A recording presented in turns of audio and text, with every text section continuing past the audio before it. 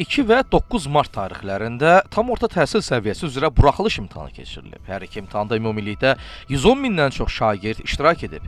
İmtahan nəticələrinin 6 həftə ərzində açıqlanacağı bildirilir. Nəticələrin gec açıqlanması həm abituriyentləri, həm də valideynləri düşündürən əsas məsələlərdəndir. Deyirlər ki, müddətin çox olması stres və narahatlıq yaradır. Belə olan halda şagirdlər növbəti blok imtahanına rahat hazırlaşa bilmirlər. Mənim də qızım verib, inşallah gözləyirik deyilənə görə aprelin əvvəli səhv eləmirəmsə nəticələr bilinəcək. Bəli, çox uzundur hətta deyərdim. Yəni qısa olsaydı, məqsəd yönlü olardı. Təbii ki, narahatçılıq yaradır. Çünki həqiqətən stresimiz də çoxalır. Düşünürük ki, bu tez olsa daha məqsədə uyğun olar məncə. Bizdə də səhv etmirəmsə mart ayının 14-də vermişdik imtahanı. Nəticələr çox gec açıqlanmışdı və bunu gözlədiyimiz müddətdə, necə deyim, çox stressdə idik. Çünki hələ nəticəmizi bilmirdik və blok imtahanına hazırlaşırdıq. Təhsil məsələləri üzrə ekspert Səbuhi Abdullayevin sözlərinə görə, nəticələrin gec açıqlanması yazı işlərinin yoxlanmasının müəyyən vaxt tələb etməsi ilə bağlıdır.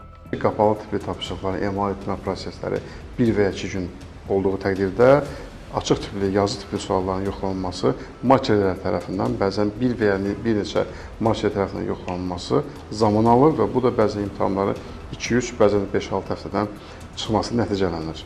Düşünürəm ki, bu kimi halların qarşısını almaq üçün beynəlxalq təcrübədə var, hansı ki, həmən tipli sualların əvvəlcədən imtahan verilməsi, məsələn, xarici dil imtahanların daha əvvəl verilmək və sertifikatının alınması bu kimi nəticələrin daha qısa zamana emal olmasına gətirib çıxarda bilər. Dövlət İmtahan Mərkəzinin şöbə müdiri Aydın Qasımov məsələ ilə bağlı qeyd etdi ki, marker müəllimlərin sayının az olması prosesin uzanmasına gətirib çıxarır. Onun sözlərinə görə, bu istiqamətdə əlavə müəllimlərin cəlbi üçün də müvafiq işlər görülür. Qeyd edim ki, bu yoxlama prosesində konkret müəyyən standart vaxt tələb edən işlər var ki, nümunə kimi bütün yazı işlərinin elektron təsvirlərinin çıxarılması, yazı işlərinin yoxlanması prosesi üçün kalibrama bazasının hazırlanması və bütövlükdə yoxlama prosesindən əvvəl bu işlərin seçilməsi proseslərini aid etmək olar. Həmin bu bazanın hazırlanması öz-özlüyündə bir neçə gün, təxminən 2-3, humanitar fənlər üzrə 4 günə qədər vaxt tələb edir. Bütün yazıçıların elektron təsvirlərinin çıxarılması da özlüyündə standart vaxt tələb edən bir işdir. Təxminən 4-5 gün vaxt tələb aparır hər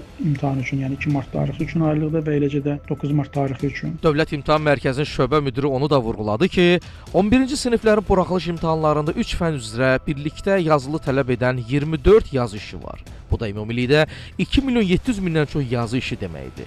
Hər yazı işinin 2 fərqli marker müəllim tərəfindən yoxlanıldığını nəzərə alsaq, prosesin tamamlanması üçün təqribən 6 həftə vaxt lazım olur. Qeyd edək ki, 9 illik təhsil səviyyəsi üzrə buraxılış imtahanları 13, 20 və 27 aprel tarixlərində keçiriləcək. Firuzə Məlikzadə, Namiq Hüsiyev, Ayaz Süleymansoy, Xəbər Ertəsi.